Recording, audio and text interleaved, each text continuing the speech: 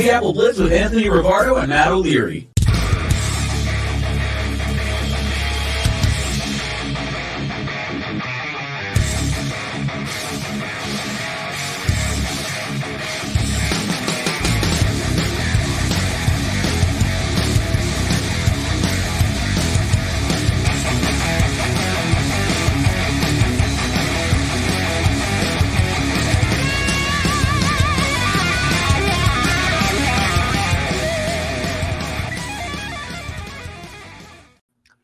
Hello and welcome into another episode of Big Apple Blitz. What is going on? Matt O'Leary alongside Anthony Rivardo. Anthony, how are you, my friend? Doing great. I think the Giants start their rookie mini camp tomorrow, so hopefully we start to get some new footage of Malik Neighbors, Andrew Phillips, and some of these other guys getting to work and practicing with the Giants. It should be pretty exciting to see these rookies get acclimated to the NFL. Yeah, it's always a good time. We know that it's just helmets and shorts, but still, it's football. It counts, and it's going to be exciting to see Malik Neighbors and the rest of the New York Giants rookies out there. Giants, big move this morning. We had breaking news. I immediately texted Anthony this morning and said, we got to lead the show with this huge storyline. Is Allen Robinson, the newest New York Giant. Your thoughts? Yeah, it would have been big news if this was 2019, 2020. But nowadays, not so much. I mean, Allen Robinson used to be among those premier outside wide receivers in the NFL, those big body guys who went up there and he got it. Pro Bowl wide receiver. That's not what he is anymore. And I know some Giants fans are going to be excited about this because talent is talent. And clearly this guy had a lot of talent at one point, but just got to recognize the reality of the situation. Allen Robinson is not what he used to be, and he is definitely in the twilight stages of his career. And this is a pretty crowded New York Giants receiving room. It's going to be interesting to see where Allen Robinson ultimately fits in, if he does at all. But it's an intriguing depth signing that I do like because at the very least, the Giants are getting a veteran who's been among the top wide receivers in the NFL at some point. And I think it's important to have somebody with that kind of status to be an available presence for Malik Neighbors going into his rookie season. Yeah, that's fair when you look at it from that perspective of someone who can maybe bring along some of the younger wide receivers that the New York Giants have on the roster. Just if you look at the numbers over the last few years, not very pretty. In 2020, he had that 1,200-yard season, but it slowly declined from there. 410 yards and 1 touchdown in 2021, his final year in Chicago. Then went to the Rams, 339 yards and 3 touchdowns in 10 games in LA. And last year in Pittsburgh, started 17 games, but only 280 receiving yards off of 34 catches. So unfortunately, a steady decline over the last 3 years. I don't know if he ends up making this Giants roster. Is that a hot take? I don't think it's a hot take. I don't think he's going to make this Giants roster, barring any injuries. I mean, that's probably one of the main reasons they made this signing, and I think it makes a lot of sense when you're looking at the injuries that the Giants have had at the wide receiver position over the last few years. They've had quite a few, and so adding extra depth here on the roster, nothing wrong with that at all. I think it's important, and especially once we do get into the mini camp and we get into training camp eventually, or OTAs, whatever, injuries happen. You never know if somebody's going to tear a ligament, and then boom, they're done for the year before the year gets started. So it's good to have an extra body on the roster like Allen Robinson, since you are afforded 90 total at the start of preseason. Obviously, have to dwindle that down by the regular season. But having Allen Robinson, again, somebody who's been a Pro Bowler on this team and kind of just playing behind the scenes here, that helps you throughout the summer in many ways, even if I don't think he's ultimately going to make the final roster, because you've got Neighbors, you've got Wan'Dale Robinson, Darius Slayton. That's your starting trio right there. Then you have Jalen Hyatt, who's also moving into a larger role. And behind him, you've still got Isaiah Hodgins and the rookie from last year who went undrafted that Giants fans really love, Bryce Ford-Wheaton out of West Virginia. That's a player who there was a lot of hype and excitement generating surrounding him last season. He tears his ACL, but hopefully he returns this summer and performs well again and maybe stays healthy, and maybe he can make the roster over Robinson as well. So it's a real uphill battle for him. He has a lot of competition, and ultimately not 100% certain that Robinson is going to have a place on the final roster. Yeah, and you still have even like a Gunnar Olszewski, who might just make the team for special teams reasons. So that you add him in the mix, and that's 7 wide receivers right there. That's about the limit. It's very rare you see teams carry much more than that. But even if they carry, if they just stick with 6, and the guy like Gunnar doesn't make the team, like, is Robinson jumping any of those guys at this point in his career? I'm not so sold on that idea.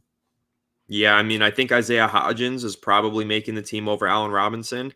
And then it's going to be up to, I guess, Bryce Ford Wheaton to prove that he's a young player with a lot of talent that needs to be developed. He's a guy, though, that last year when he went undrafted, there were multiple teams calling him. I know the Seahawks were one of them. The Eagles were one of them. And I believe the story goes that he turned down higher offers from those teams in order to sign with the Giants because he really wanted to be there. So, and I know that the New York Giants really liked him as well. So I'm hopeful that Bryce Ford Wheaton stays healthy and maybe we can develop him into something. A lot of Giants fans get all excited about him. He's like the 6'3" receiver who runs 4.2 40-yard dash. He's like a freak of an athlete. Everybody wants him to be the next Victor Cruz.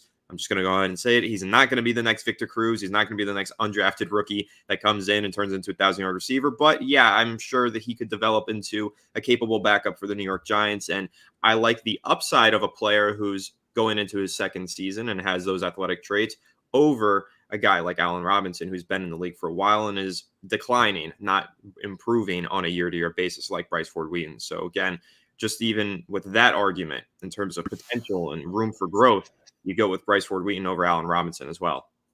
I just want to know why you're such a hater that you don't think he's going to be Victor Cruz. Like, okay, I mean, he very realistic expectations for an undrafted free agent. Yeah, that's how Giants fans are, though. Any little move.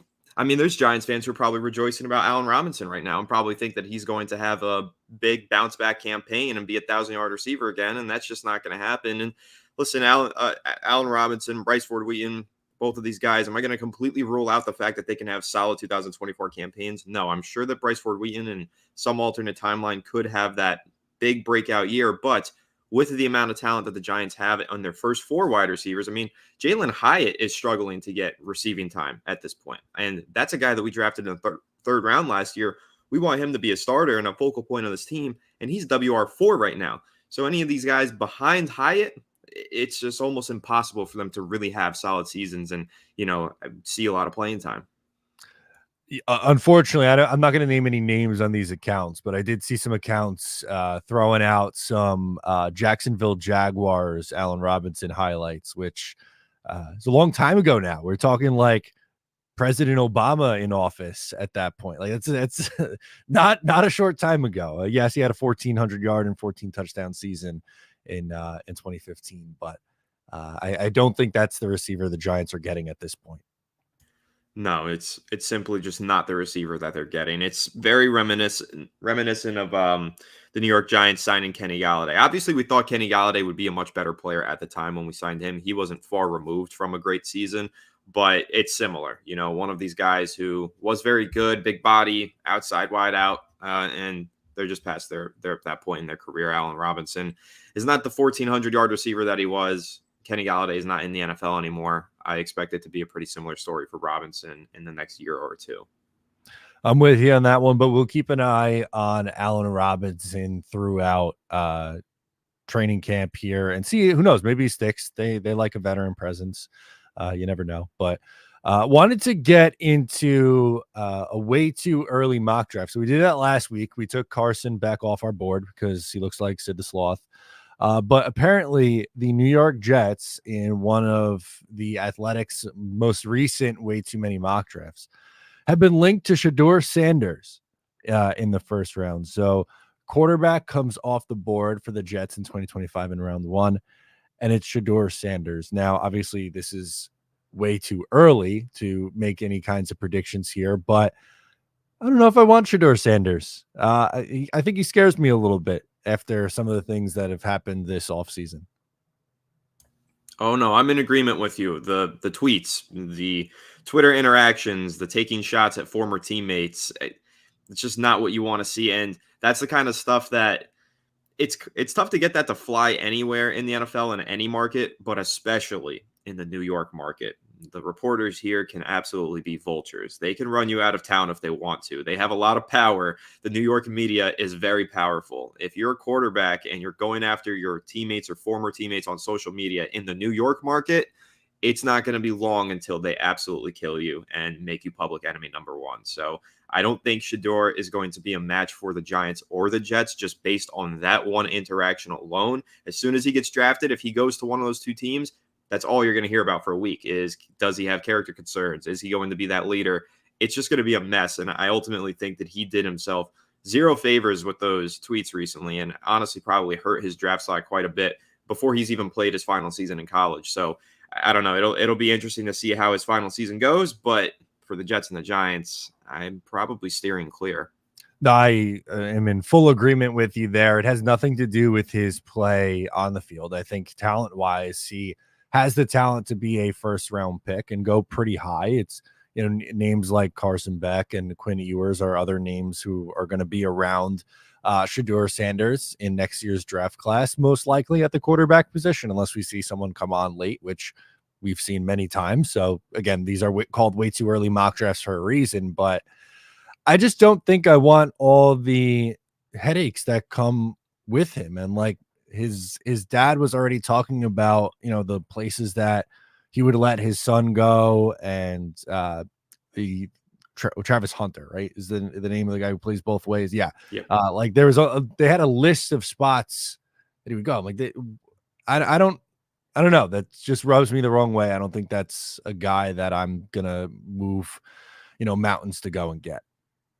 Yeah, and I think that one of the things that Dion said was that he won't let his son play for a cold weather team. So I guess the Giants and the Jets won't even be an option. I guess he'll refuse the Giants and the Jets if they were to turn his name in on the draft card because he wants his son to play in a warm weathered state. So I don't know. It's pretty bizarre already what's happening with Shador Sanders and his potential draft implications.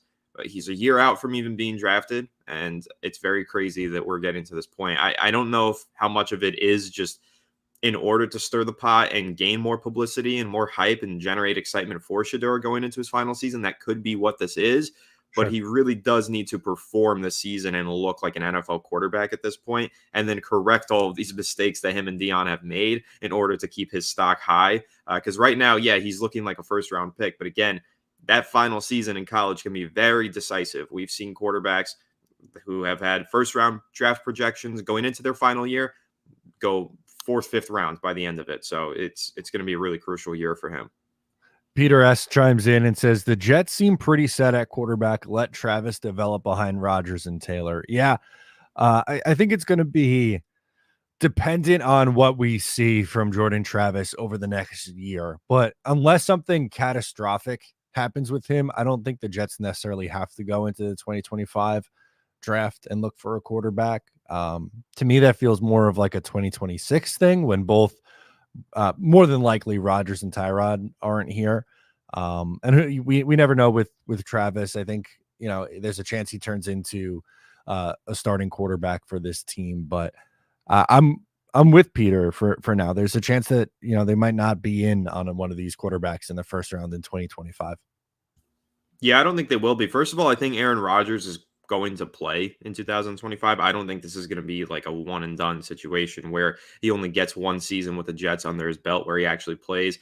I think there's a good chance he plays beyond that. And I don't think quarterback is going to be a pressing need. And I'm hoping that that's the case as well, because I'm rooting for Jordan Travis. And the longer that Aaron Rodgers is still in town and still starting for the New York Jets, that just means more time for Jordan Travis to continue to develop behind him and eventually take over as the starter. And I think that if he develops well and he looks like a pro's pro and everything behind Rodgers, he'll get the first chance at that starting job once it does become available. And that's what I'm hoping for Jordan Travis. And again, I think that he's a good talent. And I think that if not for the injury, he would have gone a lot higher in the draft and has more talent than a fifth round of billing. So going forward, I really like Jordan Travis as the backup, and I'm hoping that he can develop into the starter one day.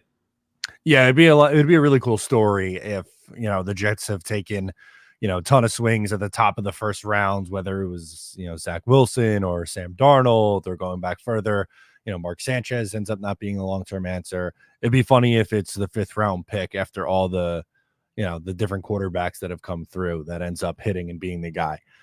You never know with these things, but again, I'm not necessarily looking for the Jets to go in to the 2025 NFL draft and come away with the quarterback. If they do, okay, fine. Like, we can cross that bridge when we get there, but I don't look at that as right now in May of 2024. So a long way to go as the number one pressing need at that spot.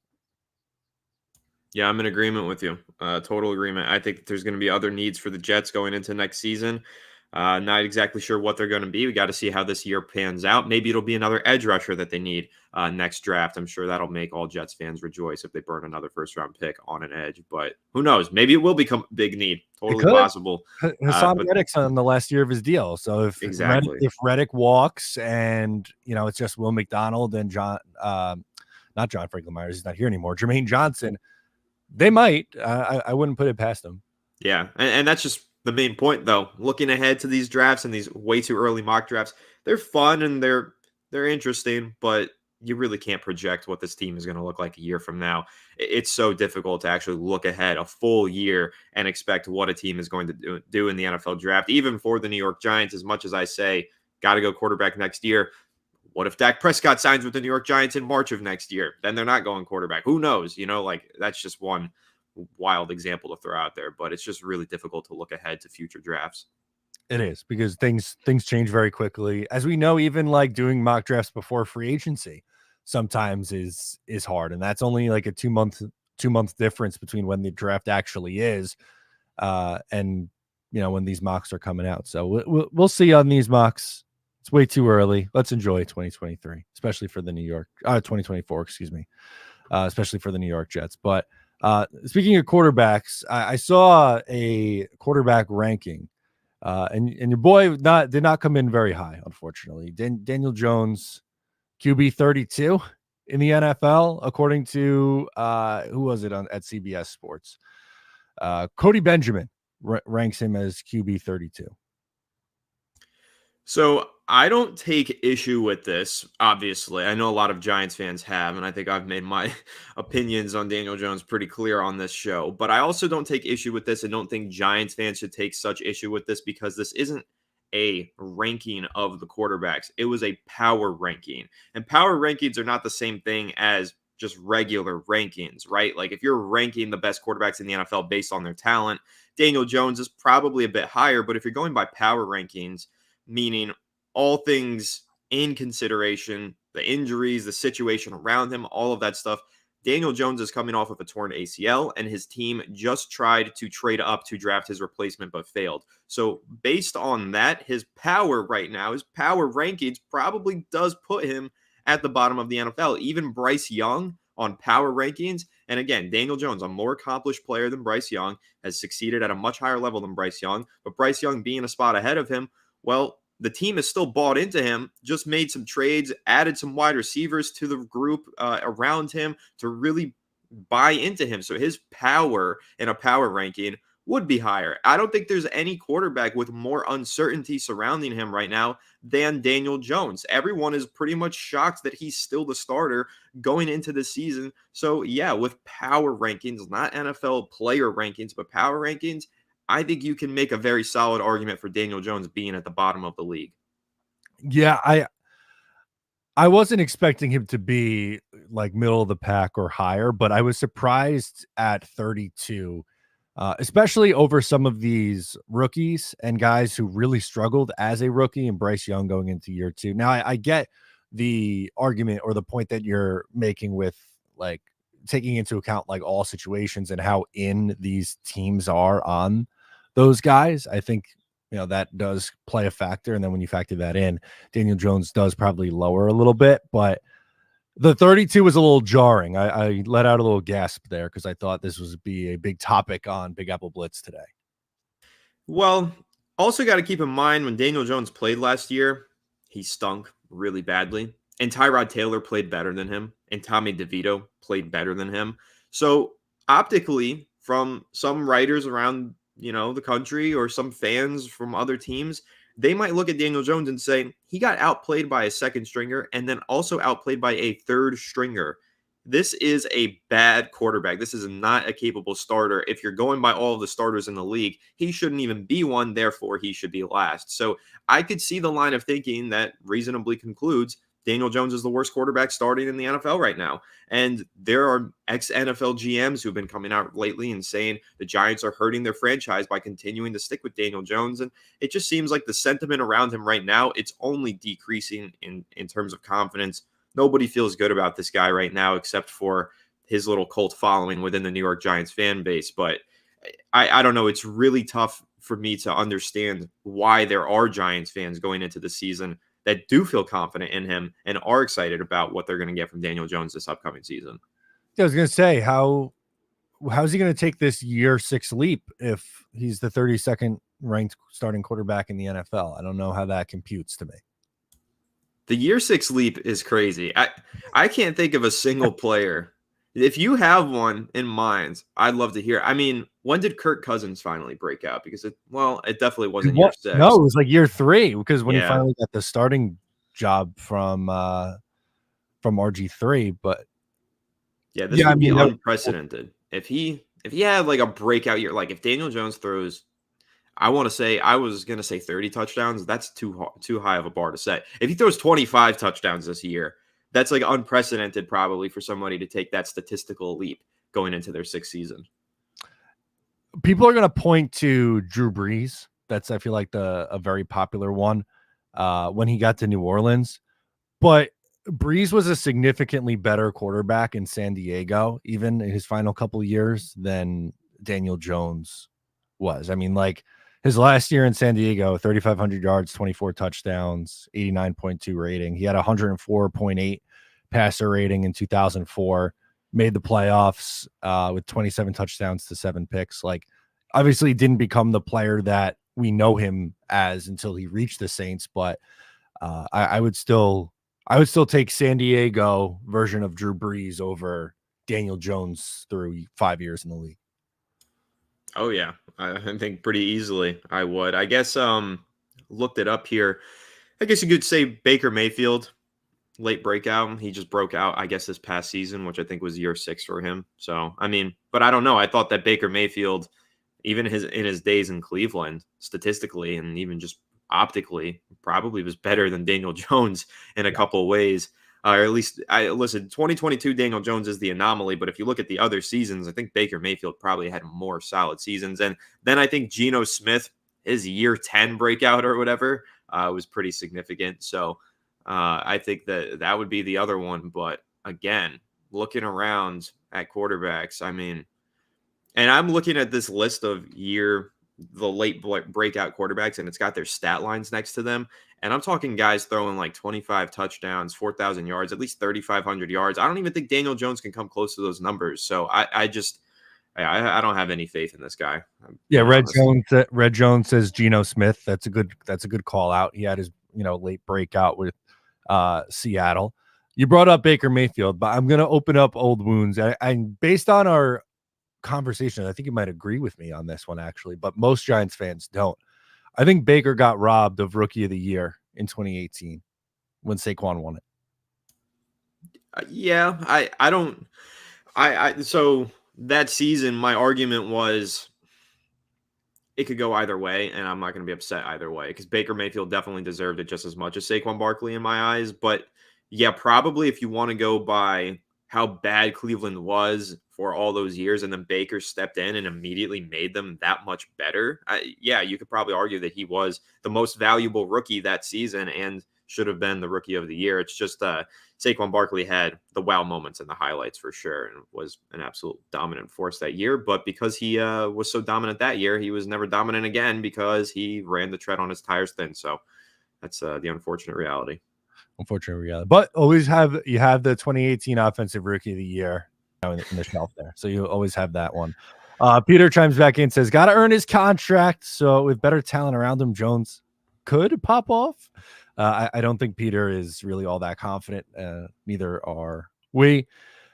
Johnny Boy is hanging with us. What's up, boys? Anthony, who do you predict will be your first game of the season? Matt, I think the Jets play Denver. Zach versus Aaron. Let's go. All right, let's get into that. What do you think? Who are the Giants playing week 1? The safe bet is always to say Dallas. It's usually Dallas. And if it's not Dallas in week 1, it's Dallas in week 2. And then they give us some really random team in week 1. So I'd have to look at our opponents to try and predict what that random team would be. But I'm going to assume that we're going to start off against a division rival, and Dallas would just be my safe guess.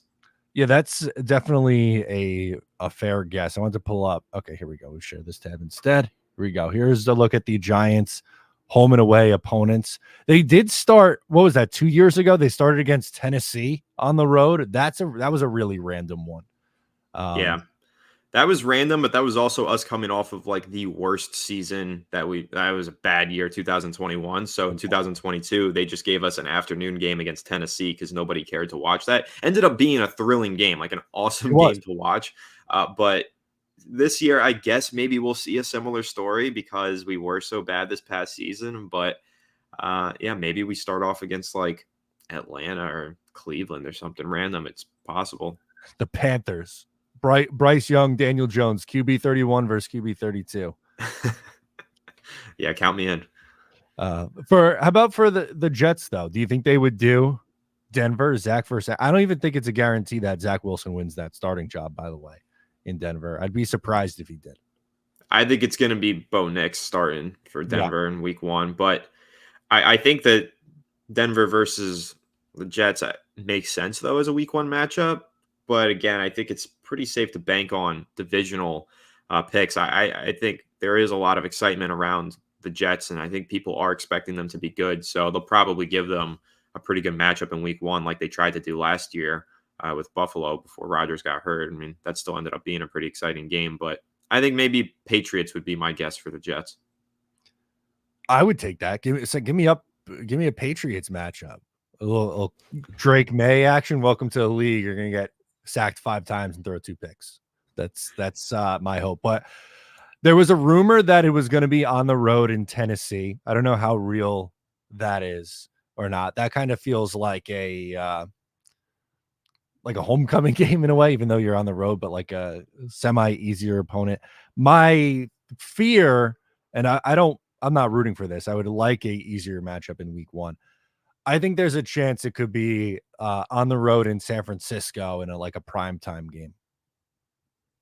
Yeah, that could be interesting. I don't think that the Giants are going to get any primetime, not a lot of primetime games. If I'm looking at what's on Twitter right now from this random NFL schedule leaks team or account, they're saying week 1 is going to be Giants at Commanders 1 p.m. But again, I don't know if that's true at all. It could just be a random account tweeting BS, but that also makes sense though. Giants at Commanders 1 p.m. does make sense. There we go. Peter's back. He says, it does amaze me that every year the quarterback carousel goes around and they try to match up to the right offensive genius for them. Some just never get that in their careers.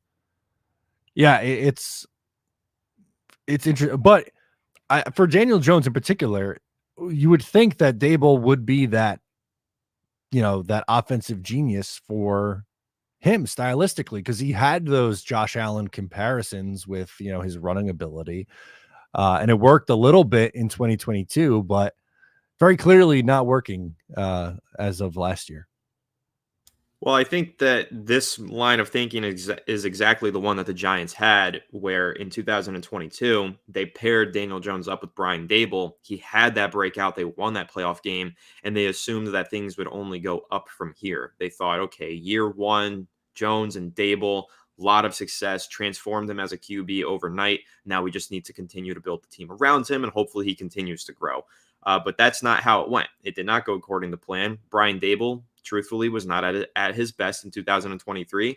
Daniel Jones was dealing with injuries. The team around him stunk. And Daniel Jones just didn't do what Brian Dable needed him to do in that offense. If you look through the compilations of him refusing to take deep shots and not take the plays that were given to him from Dable, I think that it's true that a lot of teams try to match quarterback with quarterback genius or guru, and that's what the Giants were trying to do with Brian Dable and Jones, and that's why they gave him that contract. But ultimately, I think they misevaluated the situation and bought in a little too hard for the 9-7 season that the Giants had to make the postseason. They probably should have reevaluated, taken a closer look, and maybe thought what if we gave Brian Dable his own a new quarterback to develop? That's probably the smarter route. There we go. Red John chimes in and says he wants the Cardinals to see Sauce versus Marvin Harrison Jr. That would be a surprise. I mean, the cool matchup between Sauce and MHJ, but Jets Arizona to open the season would feel so weird. Like, that's such a random matchup. It's possible. That is random, but that's a fun one. I think that could be pretty fun to watch. That matchup, Sauce versus Marvin Harrison, would definitely be exciting. The last one here before we get back to some topics. Peter says Denver cut DiNucci, so maybe Zach has a better chance to beat out Bo Nix. Maybe that has to be, even with Ben DiNucci gone, still the worst quarterback room in the league. Bo Nix, Zach Wilson, and Jared Stidham. Yeah, it's pretty bad. I mean, only other argument you can make is Daniel Jones, Drew Lock, and Tommy DeVito. I'm sorry. That's tough. That's tough. All right, I lied. Johnny Boy had a good one, so I wanted to toss it back up. What made you guys become Jets and Giants fans? So, Anthony, you go first. Grew up with my uncle I was very close with, and he was a massive diehard Giants fan. So around just about when the Giants won that first Super Bowl against the Patriots is when I started to watch football and become a fan. So I got lucky. I got in at the right time and immediately watched my team win a championship. So that helped. That helped me become a lifelong fan. But I really became a fan because my uncle is a huge fan and I was very close with him. And so that was a good way for us to bond. And through that, I naturally just grew in love with the team. And here we are. Yeah, that's very similar to mine. My dad's a Jets fan. I remember one of like the first games that I really remember watching was against the Miami Dolphins, and Ricky Williams ran absolutely wild on the Jets that game. I believe it was a 2003 season. But my dad's big Jets and Mets fan, so he passed that on to me. And guys like Curtis Martin, Wayne Corbett, Sean Ellis all really helped spark that for me. Who are some of your early favorite Giants? Easily by far number one, my favorite player of all time is Eli Manning. It's not just the way that he delivered in those Super Bowls, but the way that he conducted himself, his personality. Like, I just think that he is ideally, like that was football to me, was Eli Manning getting beat up on Sundays, but playing through and just always finding a way to continue to push through. His ability to fight through adversity and be clutch in those hectic moments and be calm and collected. I think you can take a lot from sports and apply to your day-to-day life. And I found a lot growing up from Eli Manning that inspired me as a kid and kind of influenced my life outside of sports as well. So definitely Eli Manning was that number one guy. There you go. Johnny's was because his pops took him to Hofstra for their practice. I saw Tony Miniola try out for the Jets kicker. I should have known better then. That's really funny. But yeah, I mean, Johnny knows this. I grew up not too far from Hofstra where the Jets used to practice. So many a summer in the early 2000s were spent at Hofstra University watching Jets training camp there. Let's get into what I think is an underrated Jets story here. The Jets are making some massive changes with their sports science department. I'll give you the name. So Brad DeWeese is no longer with the organization. He was the director of high performance. The assistant director of high performance is no longer here. And the director of sports science, Matt Sams, also left. So that's three guys. And, you might be wondering what exactly is, the role of the sports science department. And it's essentially getting the guys ready and conditioned and to avoid guys getting hurt. And unfortunately for the last few years, that has been a very, very big problem. The Jets have had a ton of people get hurt and miss significant time. I have a list, what I came up with, because I did a video on this earlier this morning. I have a list of names of players who ended their season on IR, injured reserve, over the last 2 years. Want to hear some of this list? Sure. Okay. It's buckle up. It's a long one. 2023, you had Chuck Clark, Dwayne Brown, Connor McGovern, Aaron Rodgers, Wes Schweitzer, CJ Uzama, Elijah Vera Tucker, Perion Winfrey, and Al Woods all end their season on injured reserve.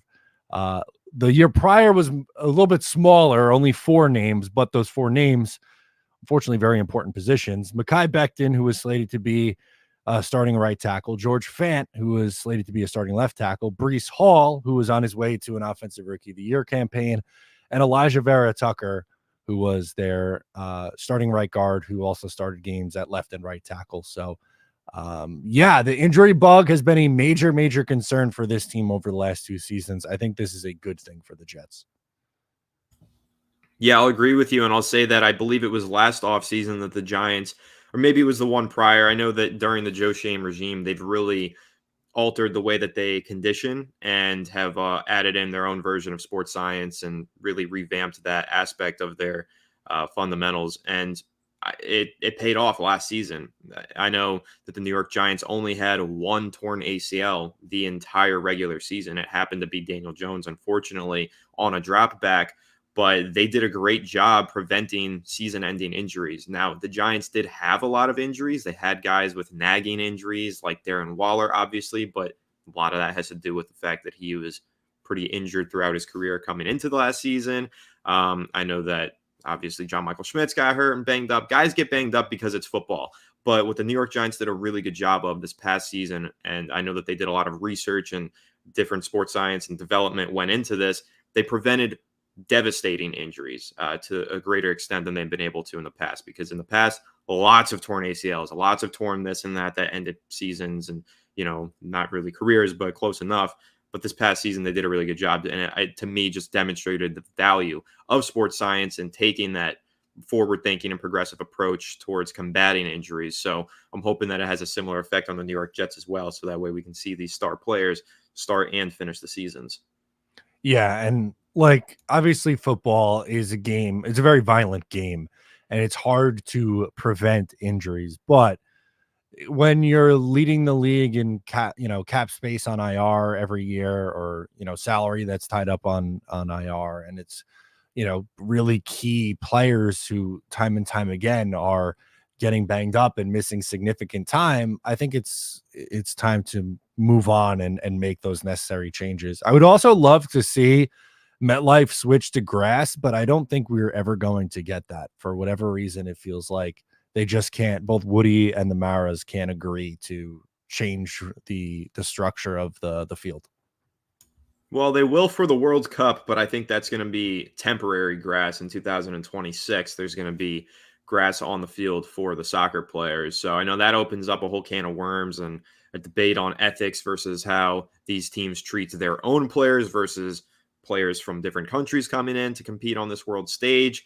That'll be an interesting talking point once we get there in 2026. But I do know that there are a lot of events, non-football related, held in MetLife Stadium. And ultimately, John Mayer commented on it recently and said that it would just be impossible right now to upkeep a grass field with all the other events that take place in that stadium. It's just currently not possible. But maybe it's something down the line. They figure it out for the World Cup and then they continue with it going forward. That would be nice. I think that's really important for player safety. But I will say, I am one of those few people who pushes back against the narrative of MetLife turf. I don't think that MetLife turf anymore is an issue. I think if you look at the numbers in 2023 and you look at how the Giants didn't have a torn ACL on that field, I didn't see many opposing teams have season-ending injuries occur on that field either in 2023. I know in 2021 and 22 it was pretty bad, but they did make that change with the turf, implemented new turf last season, and I think that they got it right this time and actually have a pretty solid playing surface for these players now. I'm just scorned after what happened week 1 last year. I don't think there's no getting over that. And this is controversial, and I know that there's probably going to be a few viewers who are Jets fans that get after me for this one. Aaron Rodgers should have went down. He shouldn't have been trying to fight through contact with a 250-pound man on his back. When you put that kind of strain on your back and then try and make a football move with a guy like that on your back, you might tear something. So not to blame Rodgers. He's playing football. He's doing the right thing. He's trying to extend the play. I get that. But to put that one on the turf, if you look at that injury that Rodgers had, very similar to the one that J.K. Dobbins had when he tore his ACL, and that happened on grass. So I thought that was more of a contact injury related to the sport being the sport rather than a non-contact injury related to the playing surface. So that's just kind of where we might differ, and maybe that's because I don't have the bias of being a Jets fan here. He also could have just got the ball out quicker, which was That too. the play design. But I don't want to I don't want to relive that. Talk about it. Lawrence with a good question. Why fire them now? Why let players work out with them half the offseason? I don't know if they were actually just fired now. The report came out from Samini saying that these guys are no longer with the team. It doesn't say how long that's been the case. I feel like a lot of these things have been slowly coming out from the different coaching moves that they decided to make, some changes in the front office. It was a little bit slow for the media, figure that one out. So I don't think it's like these guys were fired yesterday sort of a thing. It's very possible that it's been this way for a little bit. Yeah, that's true as well. Sometimes these things don't really get reported on. And right now, a lot of the reporters aren't doing much reporting. They're not at the building. And a lot of what's going on in the building is just kind of slow and not talked about much. So, yeah, I think you're probably right on that one. This is something that could have been done months ago and is just now finally being announced. Yeah, I know last week we were talking about the Giants beat writer, public enemy number one, but for the New York Jets, I'm not sure if you're familiar with Brian Costello of the New York Post, but I think all offseason, all that he's done is just retweet news. I don't think he's actually broken anything or had much, but yeah, like as you wisely pointed out, in the offseason, sometimes you're not really getting as much detail from the beat as you get in season. Yeah, a lot of them kind of take the off season and treat it as an off season, take their breaks. They do a whole lot during the regular season, whether you like the reporter or not. You got to admit that they're very busy and hardworking, so they do like to enjoy their downtime when they get it. Yes, absolutely. So there we go. Just wanted to toss that one out there. Anything else you want to touch on before we hop out of this one, or any closing thoughts? I guess one thing that I'll say, maybe this Giants roster, I'm underestimating it. Maybe it's just because I'm a pessimistic, upset fan, but I've been reading a lot of PFF lately. They listed the Giants receiving core as one of the most improved this offseason. And then today they released another article saying the Giants secondary was one of the most improved this offseason. So I view it as the Giants secondary got torn to shreds because they lost Xavier McKinney. And yes, they replaced him with Tyler Nubin, but that's a rookie replacing a Pro Bowl veteran. So I don't know. Maybe I'm just lower on this team than I should be, or maybe PFF is trying to exploit the Giants fan base for clicks. I don't know which one it is, but I don't know. Maybe we'll get into that in a future episode and talk about what our expectations should be, and if I'm just a disappointed, pessimistic fan or not. Yeah, no, I do think they improved a lot, and not with the Allen Robinson signing that we talked about early on, but Malik Neighbors, Wan'Dale Robinson, Jalen Hyatt, and Darius Slayton. I think that has the chance to be a pretty solid top four guys, especially if Malik Neighbors comes in and pops right away. I think there's a good comment to close us out. Peter says, hopefully this time next week, we all get excited about the schedule having just been released. So yes, next Wednesday, the 15th, is when the schedule is set to come out. So I'm sure we will be on a week from today, breaking it all down. How's that sound, Anthony? Sounds like a great time to me. Absolutely. So that's going to do it for us on this episode. Thank you so much for tuning in. Once again, I'm Matt. He's Anthony, and we will catch you next time.